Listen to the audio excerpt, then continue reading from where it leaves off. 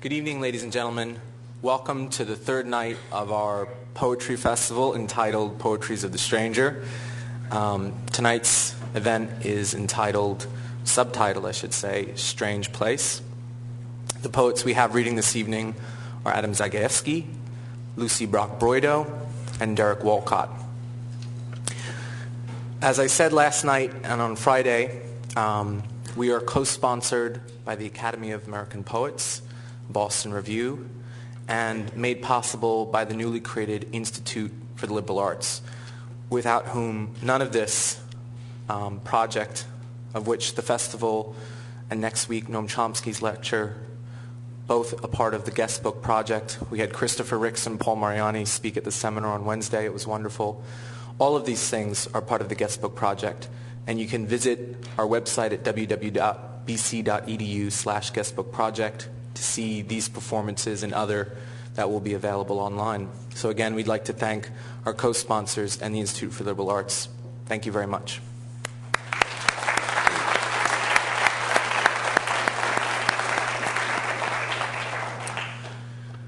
Tonight, I wanted to begin by reading a poet who is not here and could not be here with us, Seamus Heaney, who was supposed to be here, and he was celebrating, and I don't say that with any chagrin, Seamus is celebrating his 70th birthday this week, and he is celebrating, and we want to send him our best wishes as he asks to convey to the poets and everyone here his best wishes.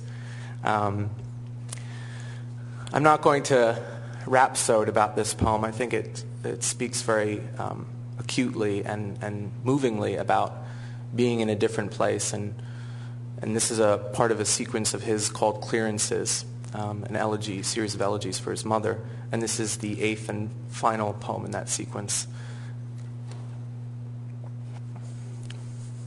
I thought of walking round and round a space utterly empty, utterly a source where the decked chestnut tree had lost its place in our front hedge above the wallflowers. The white chips jumped and skidded high. I heard the hatchet's differentiated, accurate cut, the crack, the sigh and collapse of what luxuriated through the shocked tips and wreckage of it all. Deep planted and long gone, my coeval chestnut from a jam jar in a hole, its heft and hush become a bright nowhere, a soul ramifying and forever silent, beyond silence listened for. Our first poet tonight is Zagajewski. He is a poet, novelist, and essayist, and he was born in Luau. Am I pronouncing this correctly, Adam? No. Help me. I'll tell you later. Okay. I believe he was born somewhere in Poland, in a very wonderfully charming small town, in 1945. Among his collections are, excuse me, I have some of these titles in Polish, and I'm not going to dare try and read that. But his most recent collection is Eternal Enemies, Tremor. Among his books of prose include Two Cities and Solitude and Solidarity. In 2000, he had a collection of new and selected poems. His poems and essays have appeared and translated into many languages. Among his honors and awards are a fellowship from the Berliner Kurzprogramm, the Kurt Tuloski Prize, and a Guggenheim Fellowship. Since 1988, he has served as a visiting professor of English in the Creative Writing Program at the University of Houston, but he is now a professor at the University of Chicago for social thought, and he lives in Chicago and Poland. Ladies and gentlemen, please welcome our first reader, Zagajewski.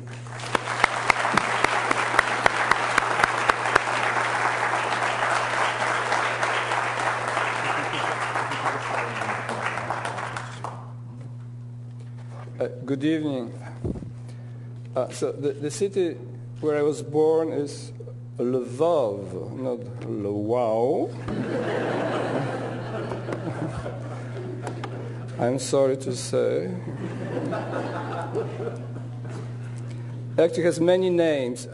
It's now a part of Ukraine, and it's called Lviv in Ukrainian. Lvov is actually this kind of Russian English pronunciation. In Poland, it's called Lvów, not so far from what it is. The Italians call it Leopoli, and the Germans call it Lemberg. So, plenty of names. We've been asked to start with a poem by another poet about strangers, and I found a poem. This is a book that was very recently published here in Boston by a friend of mine, Julian Kornhauser. The title is Been and Gone. And the title of the poem is Children. And I think there are nobody is more stranger among us than children. So I'll read this short poem. Children. Children are smarter than we are, know everything. Even nothing to them has the hue of a chestnut. They see mountains where we don't see them. Seas splash when nothing is heard. Through their crooked teeth, words known to no one slip out. Fear and an inexpressible adventure lurk under dirty fingernails. When they run, their oversized shoes cackle and their hair sticks to the wind. When they are silent, their eyes express so much adult longing. They stand on tiptoe to touch what's forbidden. They try to wrestle with rules, to be able to tell the difference between a joke and fear. Sometimes they lie quietly on the floor, casting strange spells, and then the glass falls from the table. Opportunity arises. A crayon moves slowly across the white papered wall.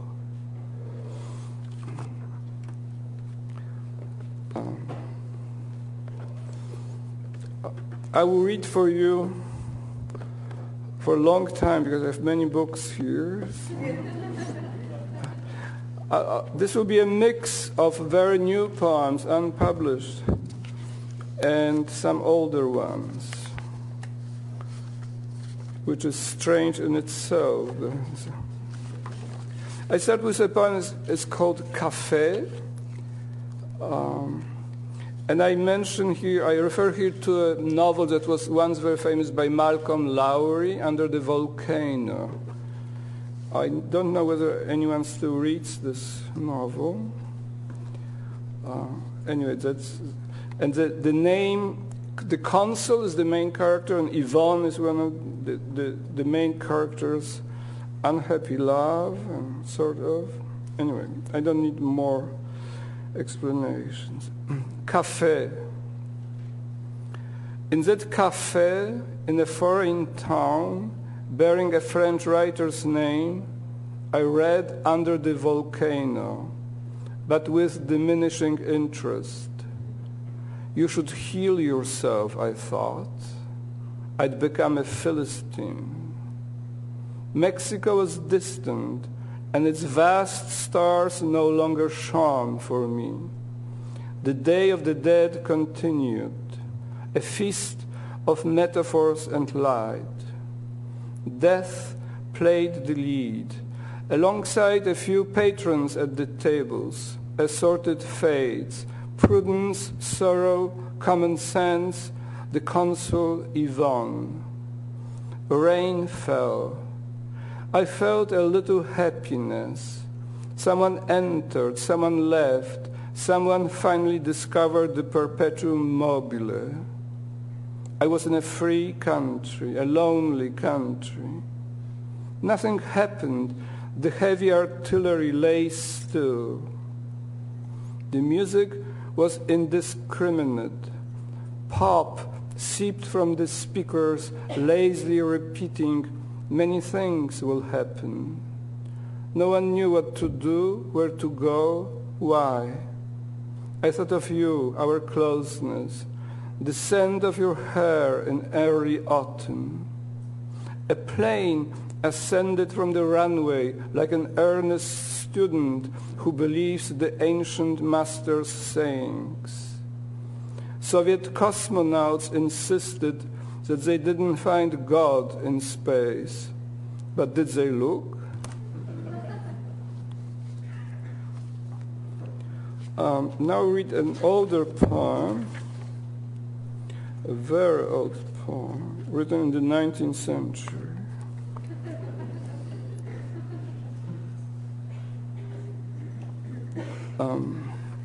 It's a poem on Ludwig van Beethoven. The title is Late Beethoven, and it has an epigraph from Confucius, who said, "I haven't yet known a man who loved virtue as strongly as one loves beauty." Nobody knows who she was, the immortal beloved. Apart from that, everything is clear. Feathery notes rest peacefully on the threads of the staff like martins just come from the Atlantic. What would I have to be in order to speak about him, he who is still growing? Now we are walking alone without ghosts or banners. Long live chaos, say our solitary mouths. We know that he dressed carelessly, that he was given to fits of avarice, that he wasn't always fair to his friends. Friends are 100 years late with their impeccable smiles. Who was the immortal beloved? Certainly he loved virtue more than beauty, but a nameless god of beauty dwelt in him and compelled his obedience. He improvised for hours. A few minutes of each improvisation were noted down.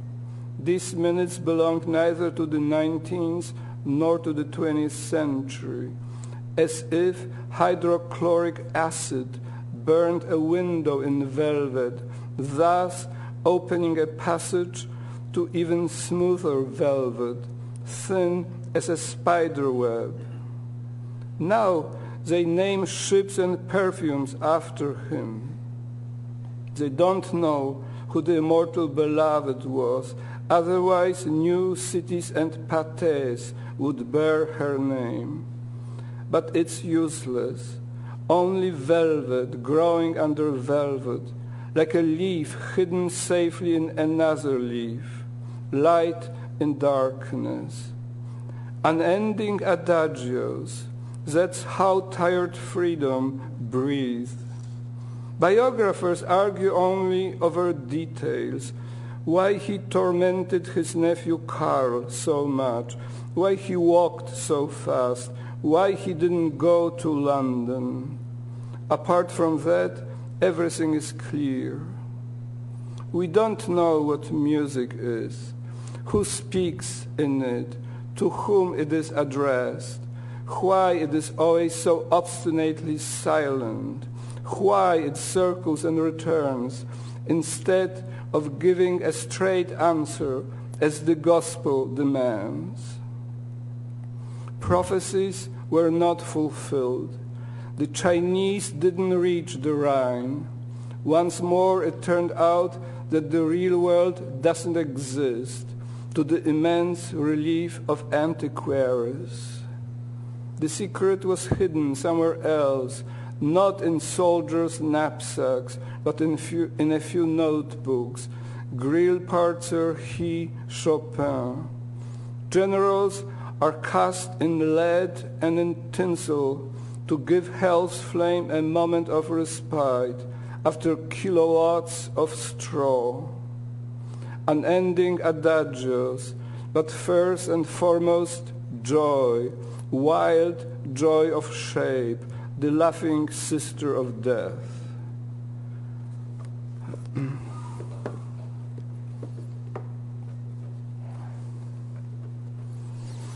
Now, too many books and they're sliding. Okay, I can master it. Now I read one of the new poems. It's called Piano Lesson. Doesn't need any comments, I think. Piano lesson. Piano lesson at the neighbors, Mr. and Mrs. J. I am in their apartment for the first time, which smells different than ours. Ours has no smell, it seems to me. Rugs everywhere, thick Persian carpets. I know that they are Armenians, but don't know what that means. Armenians have carpets. Dust wanders through the air imported from Lvov, medieval dust. We don't have rugs or Middle Ages. We don't know who we are, maybe wanderers. Sometimes I think we don't exist, only others are. The acoustics are great in our neighbor's apartment. It's quiet in this apartment. A piano stands in the room like a lazy, tamed predator, and in it, in its very heart, the black ball of music resides. Mrs. J taught me right after the first or second lesson that I should take up languages, since I showed no talent for music. I show no talent for music. I should take up languages instead. Music will always be elsewhere, out of reach, in someone else's apartment. The black ball will be hidden elsewhere, but there may be other meetings, revelations. I headed home, head hanging, a little saddened, a little pleased. Home where there was no smell of Persia, only amateur pictures, watercolors. And I thought with bitterness and pleasure that I had only language, just words, pictures, just the world.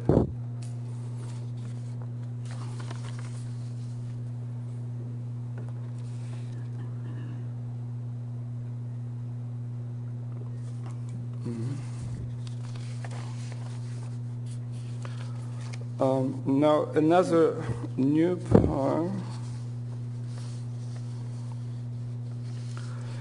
This is a poem on my father. I have a very old father who's 96 and lost his memory recently. So the title of this poem is Now That You've Lost Your Memory. Now that you've lost your memory and can only smile, defenseless, I want to help. It was you, after all, who opened my imagination like a demiurge. I remember our excursions, woolly clouds swimming low over a damp mountain forest. You knew every path in those woods. And the summer day when we scaled the heights of a lighthouse above the Baltic, and we watched the endless rippling of the sea, its white stitches frayed like basted seams. I won't forget that moment. I think you were moved too. It seemed as though we saw the whole world, boundless, calmly breathing, blue and perfect, at once distinct and hazy, near and far. We felt the planet's roundness. We heard the gulls who played at aimless gliding through warm and chilly currents of the air. I can't help you. I have only one memory.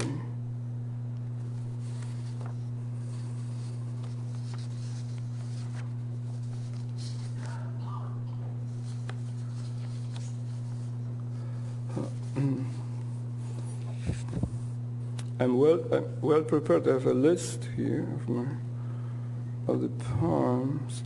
I will read maybe one or two poems in both languages. By the way, the translations, the newer translations are by Claire Kavanagh, and the older ones by Renata Gorczynski. So I read this poem now in two languages, right? The title is My Masters. My masters are not infallible. They are neither Goethe, who had a sleepless night only when distant volcanoes moaned, nor Horace, who wrote in the language of gods and altar boys. My masters seek my advice. In fleecy overcoats, hurriedly slipped on over their dreams, at the dawn, when the cool wind interrogates the birds, my masters talk in whispers. I can hear their broken speech.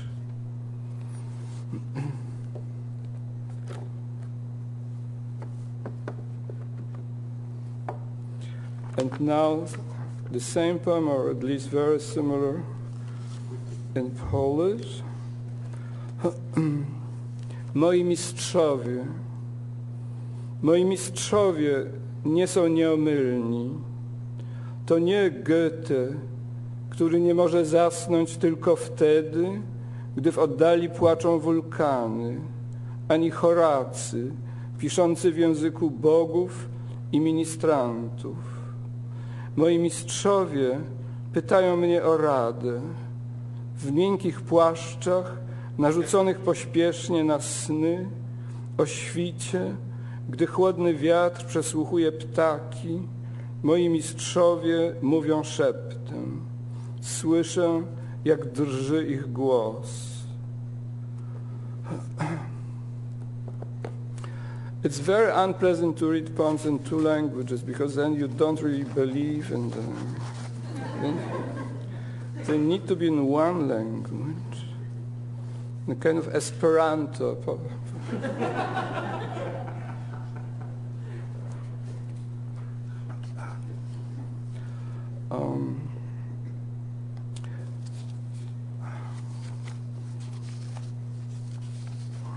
I'm so well prepared that I hesitate now. Oh, yeah, I wanted to read this poem for Joseph Brodsky, whom I admired so much. The title of this poem is Subject Brodsky. So I imagine teaching. I'm a very bad teacher, but I taught Brodsky several times. Subject Brodsky. Please note, born in May in a damp city, hence the motif water, soon to be surrounded by an army whose officers kept hurtling in their backpacks, but alas, they had no time for reading, too much to do. Tone sardonic, despair authentic, always en route from Mexico to Venice, lover and crusader who campaigned ceaselessly for his unlikely party. Name, Poetry versus the Infinite, or PVI if you prefer abbreviations. In every city and in every port, he had his agents. He sometimes sang his poems before an avid crowd that didn't catch a word.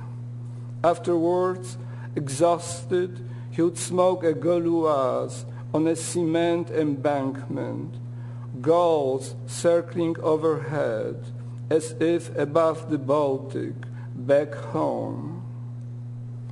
Vast intelligence, favorite topic, time versus thought, which chases phantoms, revives Mary Stuart, Daedalus, Tiberius. Poetry should be like horse racing, wild horses with jockeys made of marble. An unseen finish line lies hidden in the clouds. Please remember, irony and pain.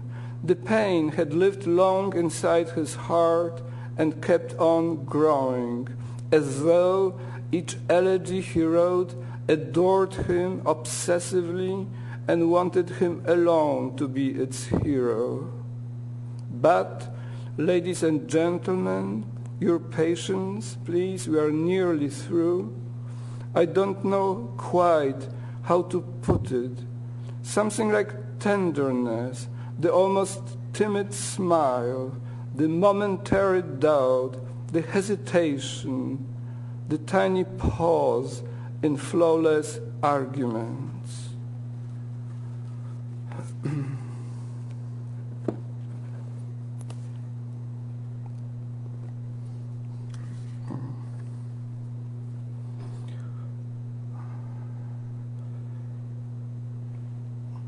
So maybe I'll read for you 3 self-portraits, which is not a sign of narcissism. But because the title, the subject or the title is Hosting the Stranger. Who is strangers than ourselves? You know, to be alive means hosting a stranger, right? We are hosting the stranger. So I read 3 of them, and this will be it. The first one is a little older, and it's just called Self-Portrait. Between the computer, a pencil, and a typewriter, half my day passes. One day it will be half a century. I live in strange cities and sometimes talk with strangers about matters strange to me. I listen to music a lot. Bach, Mahler, Chopin, Shostakovich. I see 3 elements in music: weakness, power, and pain. The 4th has no name. I read poets, living and dead, who teach me tenacity, faith, and pride. I try to understand the great philosophers, but usually catch just scraps of their precious thoughts. I like to take long walks on Paris streets and watch my fellow creatures quickened by envy, anger, desire. To trace a silver coin passing from hand to hand as it slowly loses its round shape. The emperor's profile is erased. Beside me, trees expressing nothing but a green, indifferent perfection. Black birds pace the fields, waiting patiently like Spanish widows. I'm no longer young, but someone else is always older. I like deep sleep when I cease to exist, and fast bike rides on country roads when poplars and houses dissolve like cumuli on sunny days.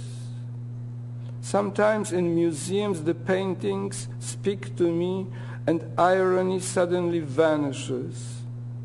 I laugh gazing at my wife's face. Every Sunday I call my father.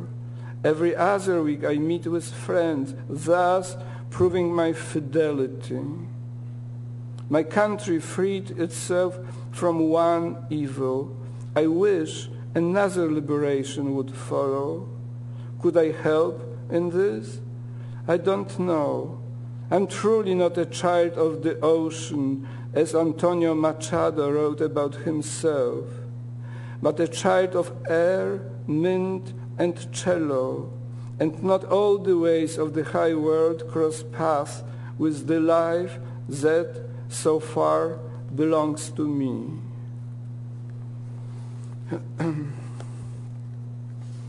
The second self-portrait is recent. It's called Self-Portrait in an Airplane.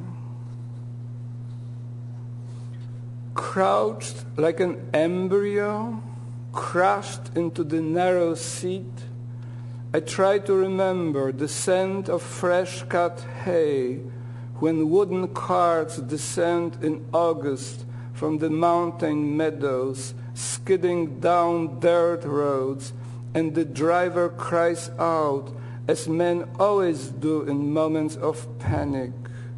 They screamed that way in the Iliad and have never fallen silent since, not during the Crusades or later, much later, nearer us, when no one hears them. I'm tired. I think about what can't be thought, the silence that reigns in forests when the birds sleep, about the coming end of summer. I cup my head in my hands as if shielding it from distraction. Seen from outside, I doubtless seem immobile, almost dead, resigned, deserving sympathy. But it's not so. I am free, maybe even happy. Yes, I hold my heavy head in my hands, but inside it, a poem is being born.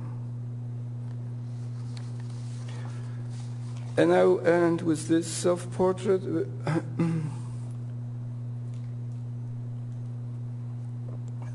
It's simply called Self-Portrait 2. It just has a date. Strangely, dates change. You don't know why. So the date is 2008. It's written last year. Keeps growing older. Frayed costumes. Reads a lot. Sometimes vanishes in books like Indians in trackless jungles. Repeats himself. It all repeats. Yellow notebook in his pocket. Music's summons. Evenings he moves to the window in a rumpled shirt and yawns. Looks a little different in every picture. His father's face invades his own, slightly melancholy face. The short, white beard, his enemies insist, must signify capitulation. The eyes gaze at the lens with hope, growing older. Likes water, flat, sleepy rivers and the green ocean. When swimming, his body disappears in the dark currents as if temporarily testing another mode of being. The wind takes his breath. Night bestows absolute peace. The only absolute we've got, a friend, scoffs. They've been arguing for a decade now. A citizen, he thinks of his injured country, the garden of childhood that never was. Takes lots of trips. April in Belgrade, the pockmarks of a recent war. The swollen Danube calls to mind its carefree early years in Germany. Jerusalem in May, more traces of war, but holiness drifts above the legendary city like the scent of magnolias. A journalist's questions seem uncannily familiar. Strangeness grows. Always the same, early breakfast, after lunch a long stroll, slowly becoming a fixed object. Dreams drag him below. Dawn deftly rescues him. But this is I, still I, ever searching and shapeless. Always I, every morning opens a shining new chapter and can't finish it. This is I on the street, at the station, I hearing a child's cry, students laughing, a starling's shriek. The I of ignorance, of uncertainty, of desire, expectation, and wild joy. I who understands nothing, answers insults, wavers, tries to start fresh, guards himself in conversations, in despair, in learned debates, in a winter day's quiet. This is I, bored, resigned, unhappy, haughty. This is I, daydreaming like a 12-year-old, deathly worn like an old man.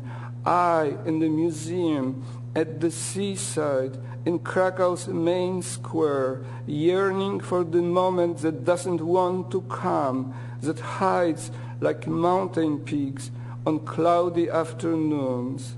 Illumination finally arrives, and I suddenly know all. I know that it's not me. Thank you.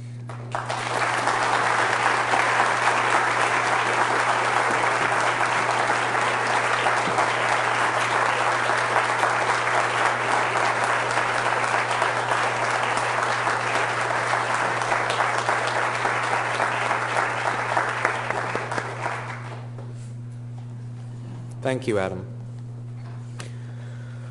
Our second poet this evening is Lucie Brock-Broido. Lucie Brock-Broido was born and raised in Pittsburgh, Pennsylvania. Her books of poetry include Trouble in Mind, The Master Letters, and A Hunger.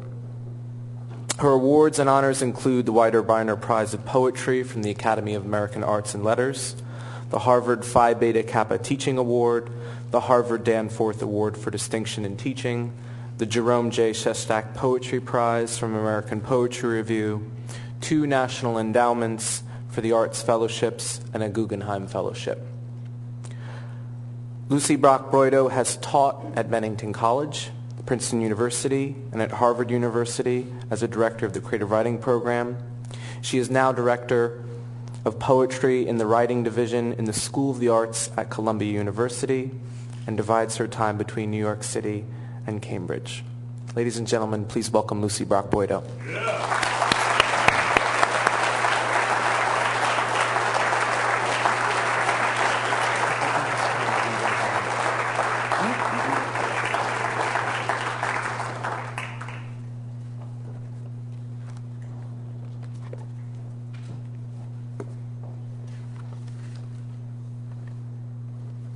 Thank you all for being here tonight, and thanks to Adam for putting this all together.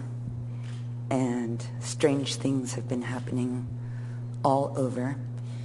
The strangest of all being that Derek Walcott has been sitting on my hair off and on all night. I think we have it resolved now. We have a history of this.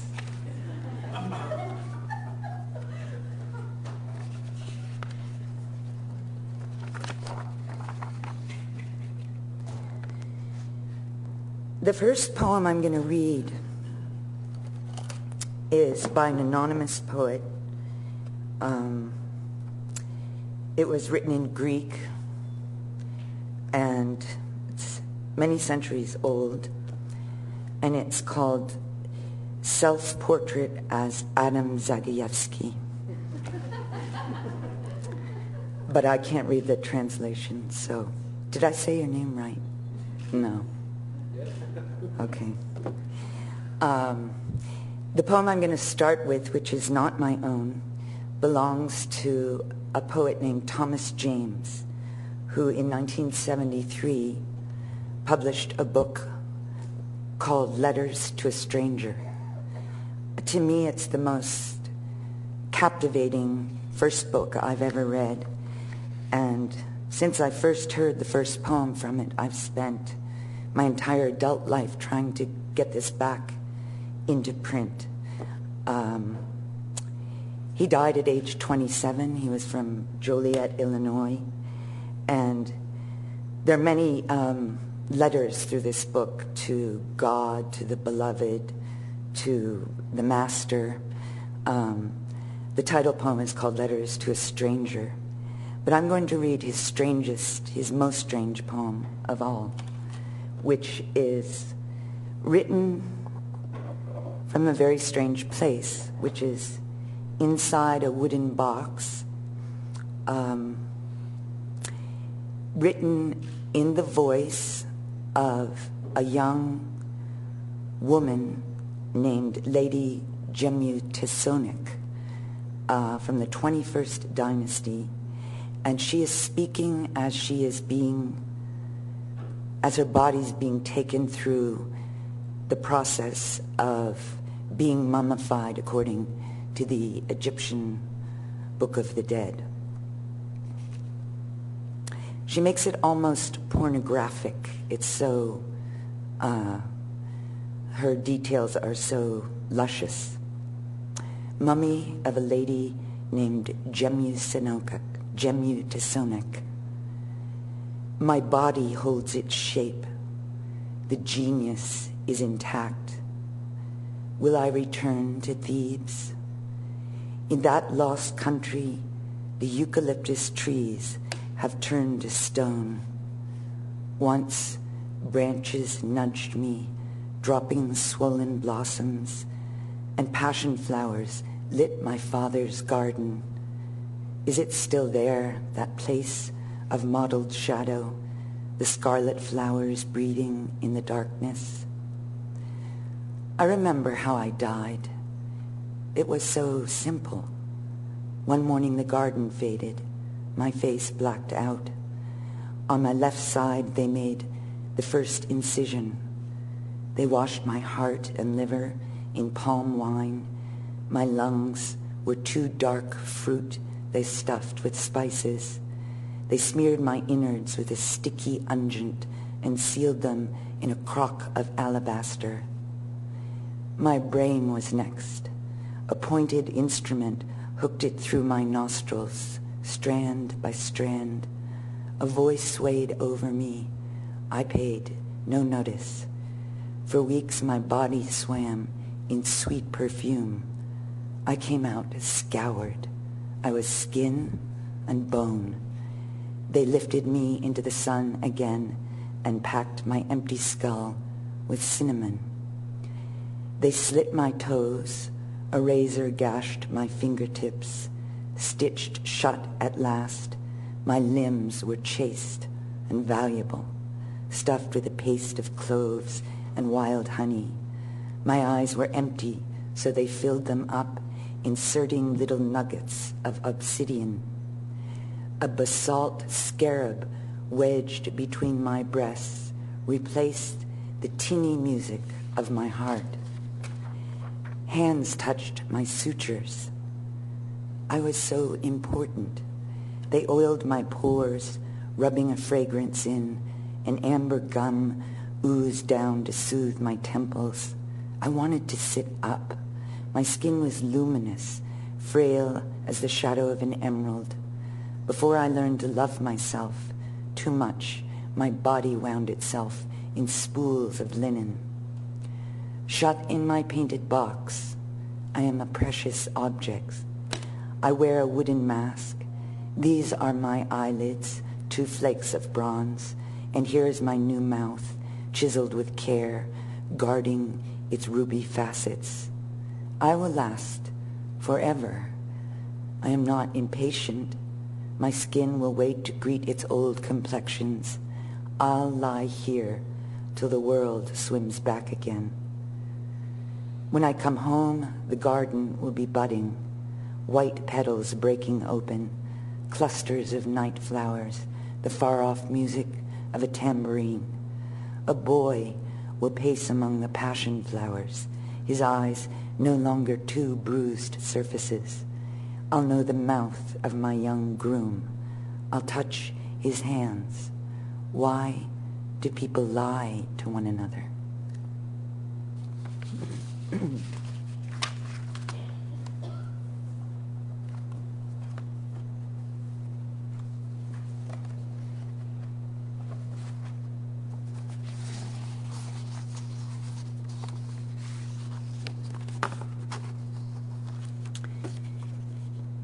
These are strange poems.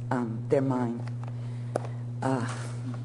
This first one is called Freedom of Speech, and it's an elegy for my friend, the poet Liam Rector, who was one of the great First Rights Amendment defenders in the arts in our time. The poem is sort of stitched through every once in a while with small observations made by a medical examiner. The plural of iris is irides. Freedom of speech. If my own voice falters, tell them hubris was my way of adoring you. The harrow of the hulk of you, so feverish in life, cut open, reveals 10,000 rags of music in your thoracic cavity. The hands are received, bagged, and examination reveals no injury.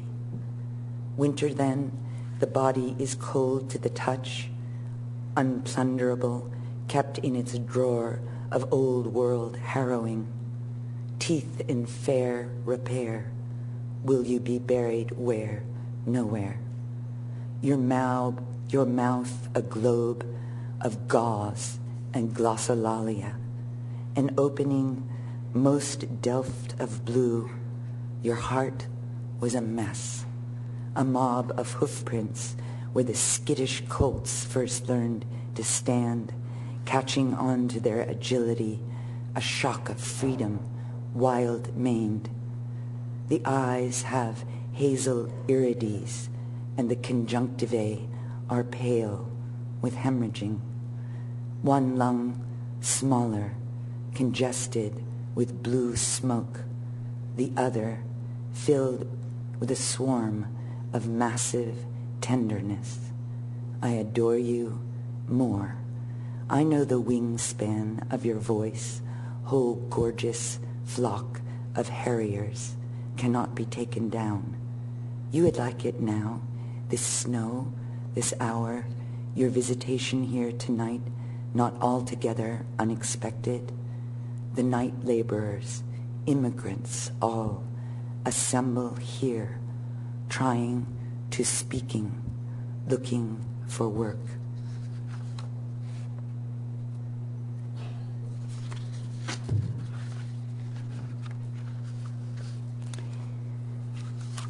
In the Middle Ages,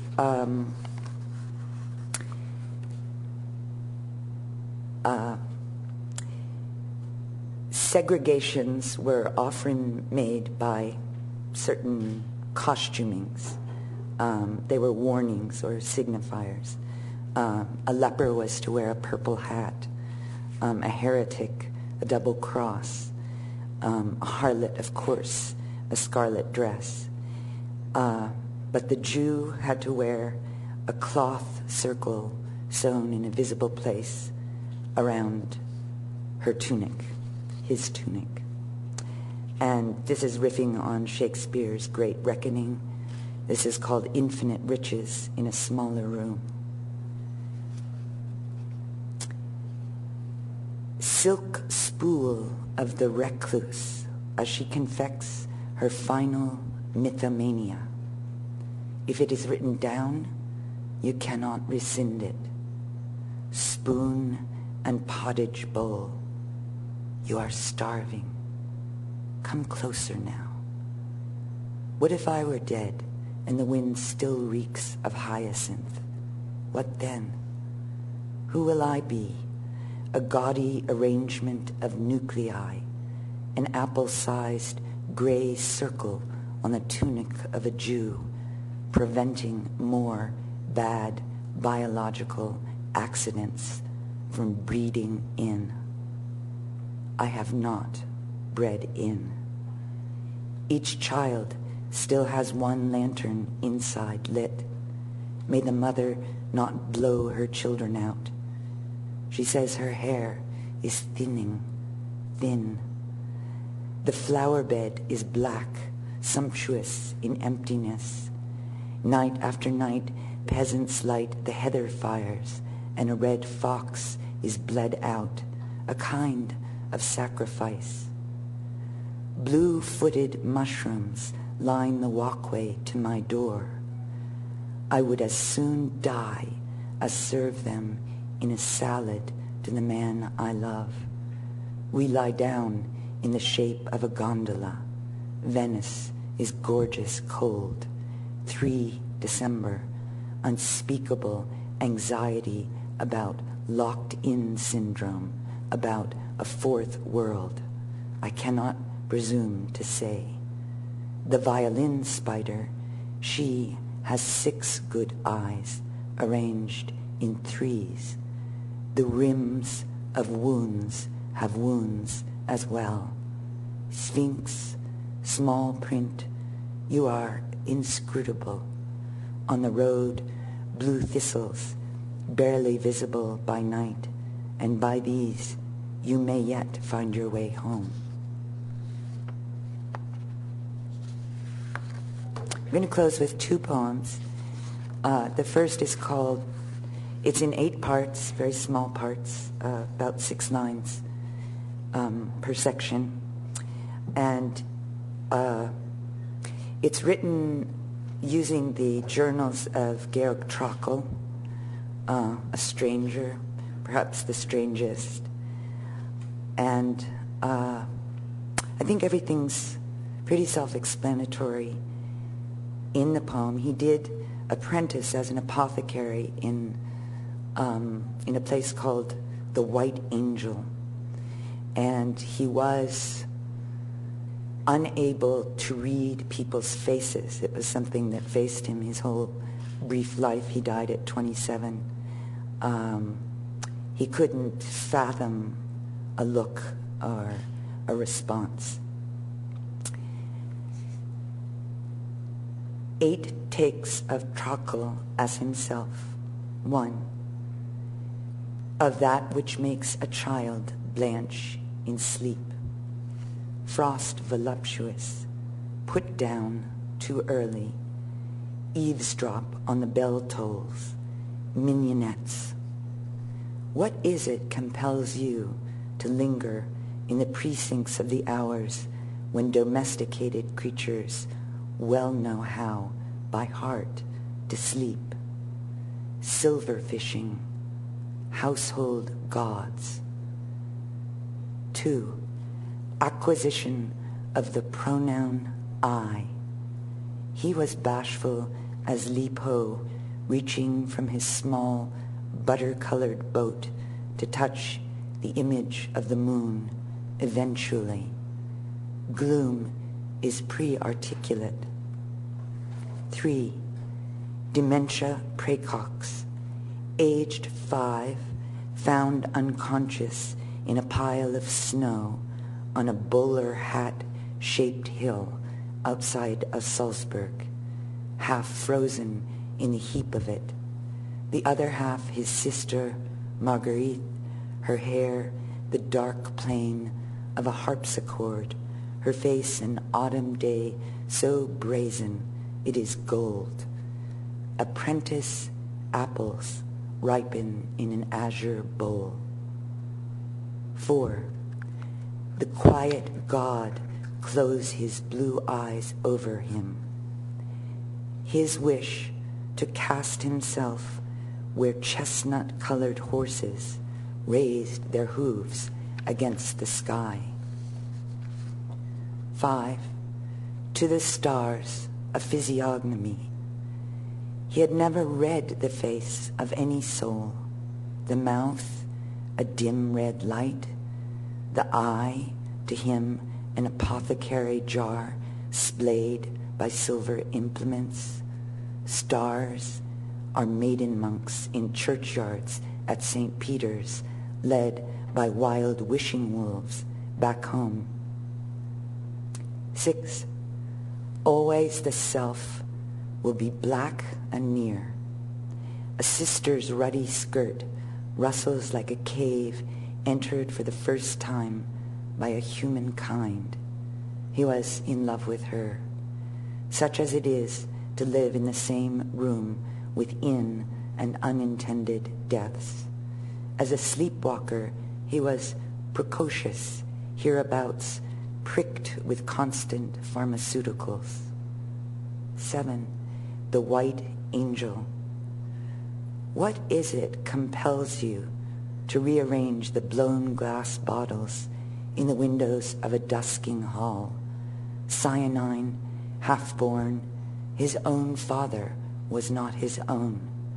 Green, the land of ghosts extinguishing the cool rooms of a hospital. Red barges floating on the tips of madder ponds. Amber, a semblance of the ancient Chinese poet, face down in the plow of ochre reeds at night. 8. It is a light that goes out in my mouth. Of the dear dead, how beautiful it was to walk with you in the misbegotten shadows of the blue deer huddle grazing in the frisk of misbelief by day with you.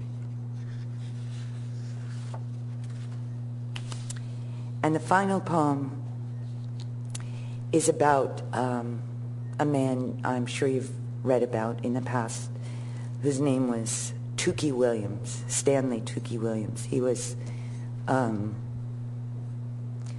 of the founders of the Bloods and Crips in South Central LA. He had been on death row, I think, for 28 years in San Quentin. And he went through every possible appeal. And on the very last night, Governor Schwarzenegger denied his final appeal based on the fact that he had never professed, he had never admitted to any of his crimes. In the meantime, in his 28 years on death row, he wrote books for kids about gang life. He was nominated several times for a Nobel Peace Prize, but they took him to put him down. I was in the East when this happened. It was right near Christmas of 2005, and the execution was to be at midnight, so 3 a.m. New York time. And a friend and I watched the vigil outside. It was huge, to see if it would be stopped. And there was a real problem because he would not leave. They couldn't find, they botched it. The close of the poem is true, and paper kites in here are little notes sent from up and down the coast in the state prison, threatening to riot if this man was executed. And finally, if you saw pictures of him, he was so built up from being crammed in for that long that his arms couldn't touch his side, nor could the two bodyguards lead him down the hall. They had to go sideways to get him into the death chamber. Of Tookie Williams. 1,000 spoons for music, while the paper kite flies like a boy weed caught in wind from San Quentin to nestle in the next prison and the next. Do not do this thing, the kite said, but not that gently on the page of it. So enormous was his arm, the needle couldn't enter it. 11 minutes poking there to find the vein. There was a snag, the warden said. Underground, a pen of clemency irritates the vellum of the night. He was a big man, the warden said. It is only salt that stops in the end, the heart, you know. That simple, that beautiful. When I say beautiful, I mean that in the private gardens of the aristocracy, the animals are harnessed or bled out broad by day, and when they put them down, the children are only very gently sad, a habit of the class they were born to. Me, I am not mean, I'm told, only vengeful, which is a relief to me, of course. The wind is kicking up now, lung for lung. Soon I will be done for. On his last night here on earth, he took only milk. Thanks very much.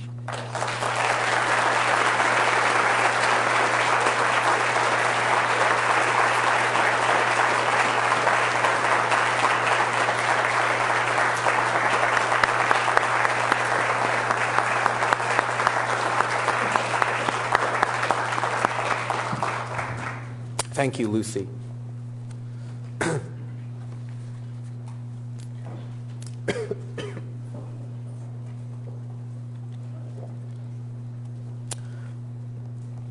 Our final poet this evening, and in a sense to close out the festival, is Derek Walcott.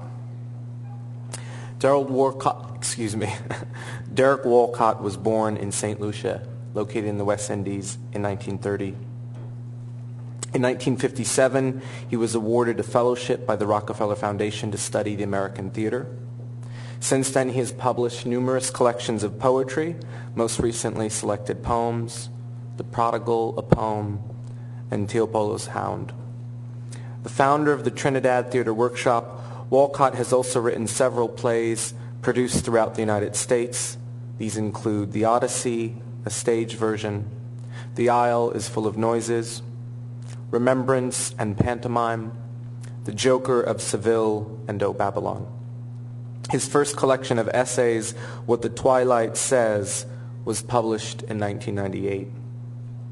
Walcott's honors include a MacArthur Foundation Genius Award, a Royal Society of Literature Award, in 1988, the Queen's Medal for Poetry.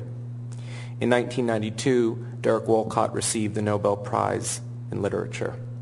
He is an honorary member of the American Academy and Institute of Arts and Letters.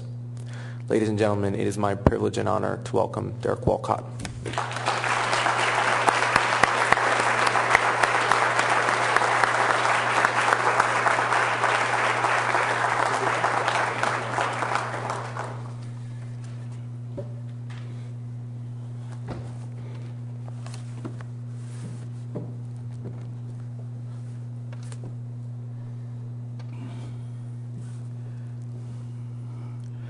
You're supposed to read or recite a poem by some poet other than yourself.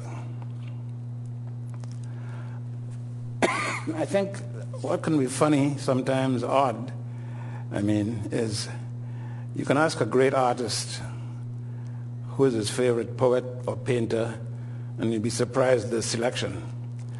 I remember asking Robert Lowell what poet did he really like, and he said, Houseman. I said, Houseman? He said, yes, it's Houseman. And so forth. Van Gogh loved, I've forgotten the name of the painter, but he was a supposedly minor painter Van Gogh was crazy about. And maybe he was a better painter than Van Gogh, who knows? Van Gogh will tell you. I've cherished this poem by Walter de la Mare for all my life.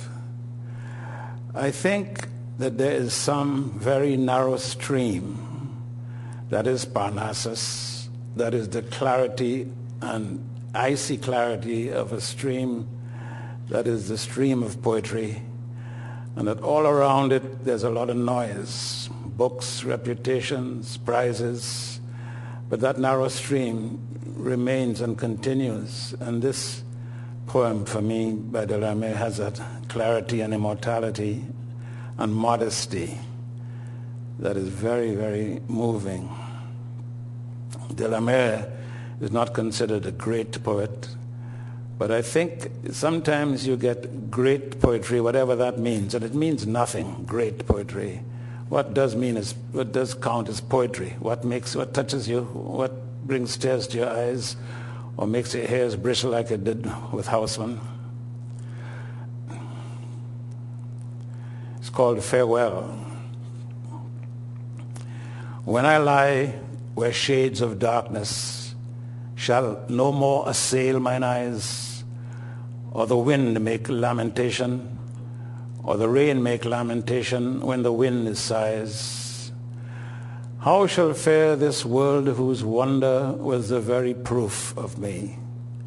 Memory fades. Must the remembered perishing be? Ah, when this my dust surrenders hand, foot, lip to dust again, may these loved and loving faces please other men. May the rusting harvest hedgerow still the traveler's joy entwine, and as happy children gather posies once mine. Look thy last on all things lovely every hour. Let no night seal thy sense in deathly slumber, till to delight thou hast paid thy utmost blessing. Since that all things thou dost praise, beauty took from those who love them in other days. Give a round of applause to them.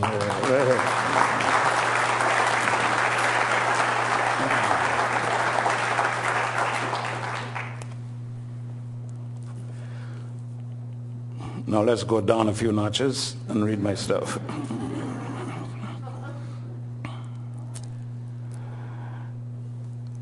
I stayed in the Caribbean a long time, and I didn't go to Europe because I said I don't want to write any poems about Italy.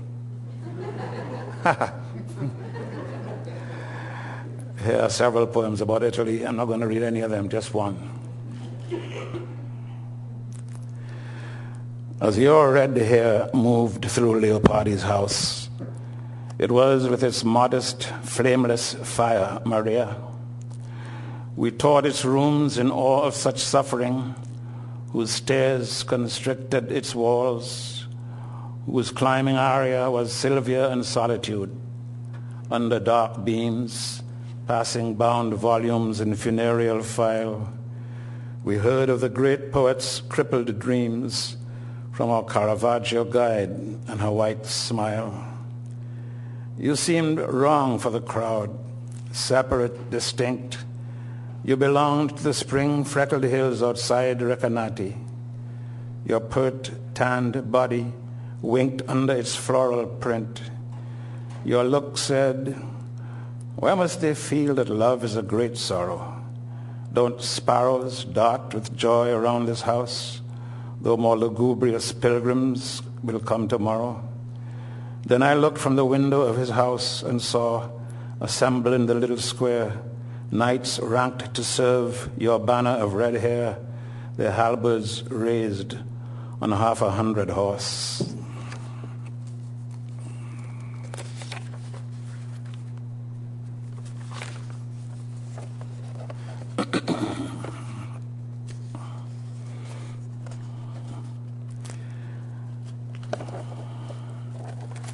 Sometimes in the Caribbean you feel that poetry with a capital P belongs elsewhere, to cities in Europe and to America, not to the Caribbean, not that kind of poetry, capital P.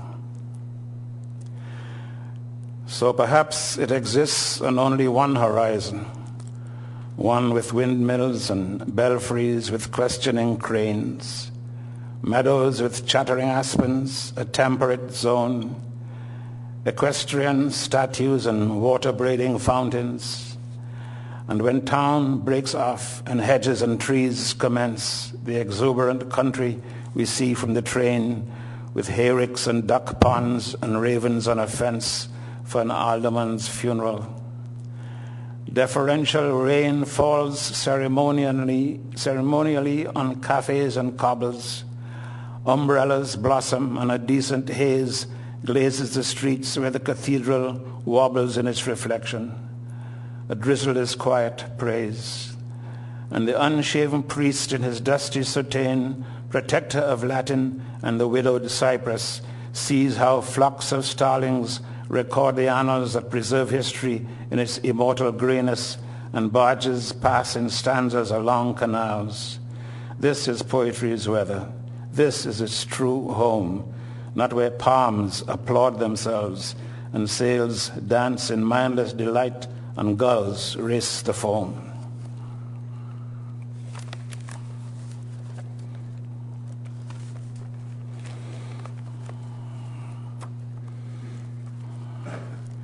This is typical. You borrow some markers, you put it in the book, and you can't find the pages.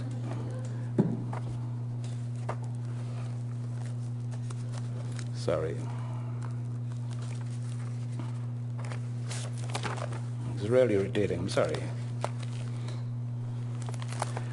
I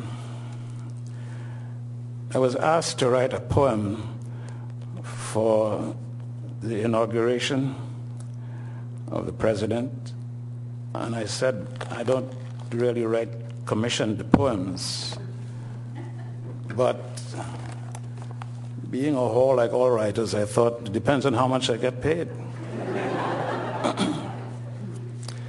So I got paid, and I did it. 40 acres, but I mean it's sincere. Out of the turmoil emerges one emblem, an engraving. A young Negro adorned in straw hat and overalls, an emblem of impossible prophecy. A crowd dividing like the furrow which a mule has plowed, parting for their president. A field of snow-flecked cotton, 40 acres wide, of crows with predictable omens that the young plowman ignores for his unforgotten cotton-haired ancestors, while lined on one branch is a tense court of bespectacled owls, and on the field's receding rim is a gesticulating scarecrow stamping with rage at him, while the small plow continues on this lined page beyond the moaning ground, the lynching tree, the tornado's black vengeance. And the young plowman feels the change in his veins, heart, muscles, tendons, till the field opens like a flag as dawn's sure light streaks the field and furrows wait for the sower.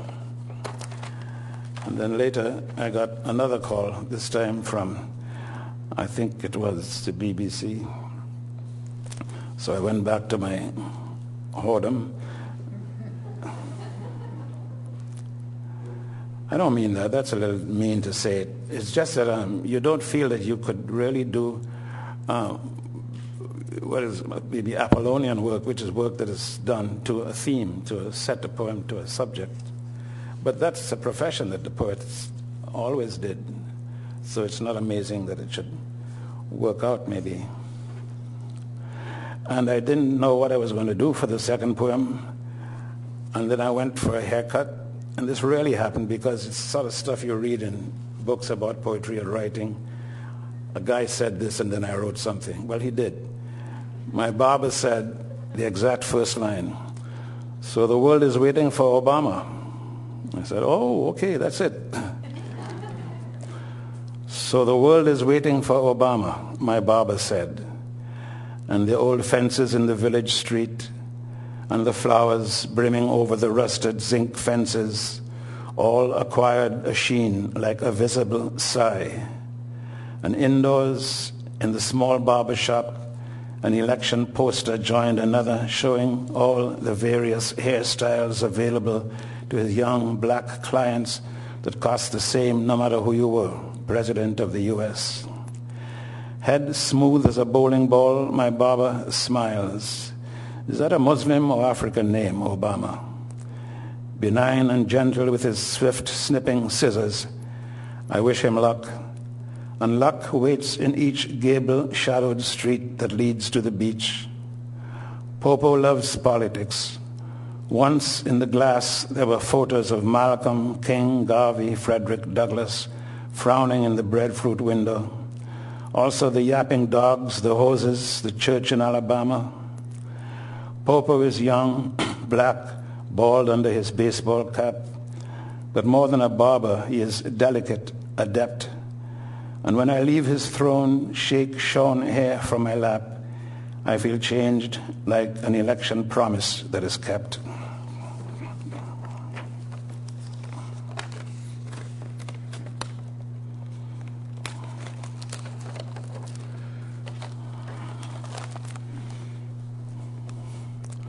All hallowed as the stalactites of the Duomo, the spectral Antarctic of the cathedral, extend the cliché by an ice cream at La Galleria, for whom a gale-haired beauty pushes a canto in Dante open like a glass door.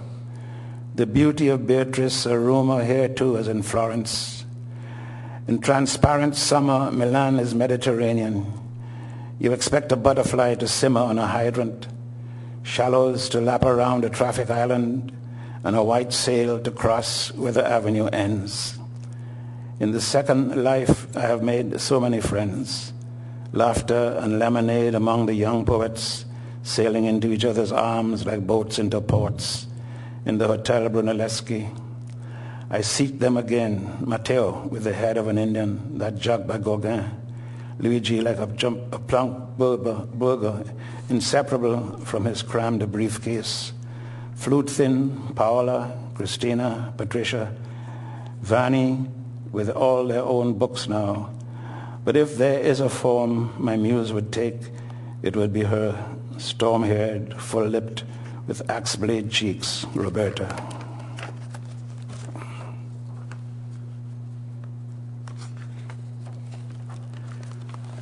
An elegy for Aimé Césaire.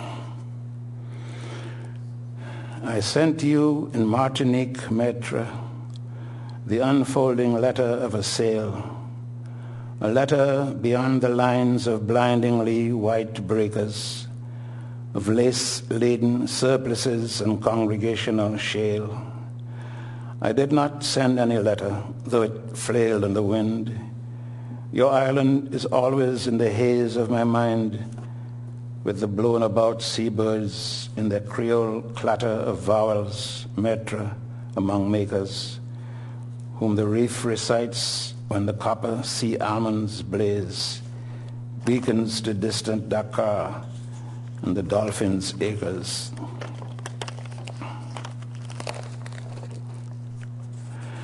And if one sunrise these restraining ligaments should burst, and the frayed clouds hang in tatters from my dissolving tendons, and I beheld at last the immense radiance of a new simplicity, where all that matters is understanding the errors I have made and the errors still to come. Here is a list of what would be lost: the gentle slope of sleep into vast terrors, my cowardice at the scale of each undertaking, my withering gift, the degenerative process of any organism down to a crouched old age, my astonishment at the pettiness of envy, my comradeships whose greed I could not gauge, whose petty poetry I ended up hating, the smilers with their pietistic diction. The wild cove blazes with sunlight, and a single egret sails strictly into a meadow of benediction and walks without a cry, not making fiction, not measuring time as if it were history. The green flush, l'Orient vert, and the sea's skin heaves saurian, and the spikes of the agave bristled like a tusked beast shifting to charge. Tonight the full moon will soar, floating without any moral or simile. The wind will bend the long bows of the aching casuarinas, and the lizard will still scuttle, and the sun will sink silently with a stake in its one eye, bleeding behind the bandage of a cloud. Sorry, on a skeletal schooner. You can feel the earth cooling. You can feel its myth cooling, and watch your own heart go out like the red throbbing dot of a hospital machine with a green flash next to Pigeon Island.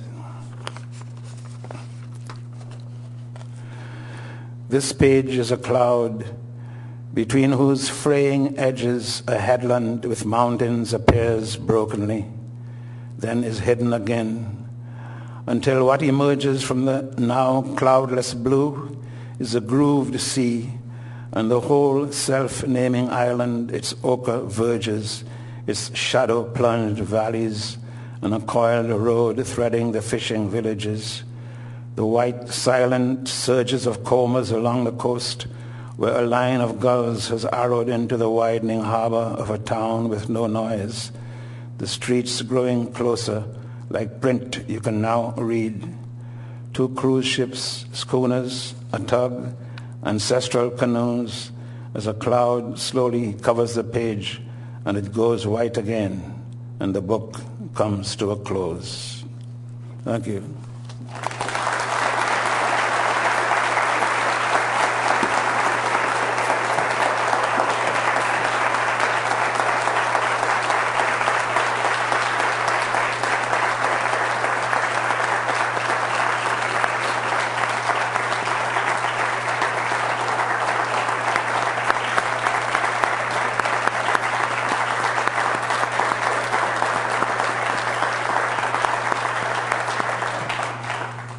I'd like to thank everyone for coming out and for our guests who are watching us as we stream online.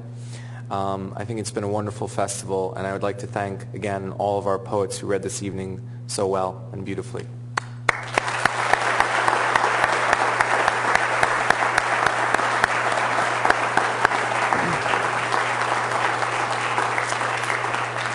Adam, Lucie, and Derek will be happy to sign some books up front, and we have some outside, so please take advantage. And again, thank you, everyone. Good night.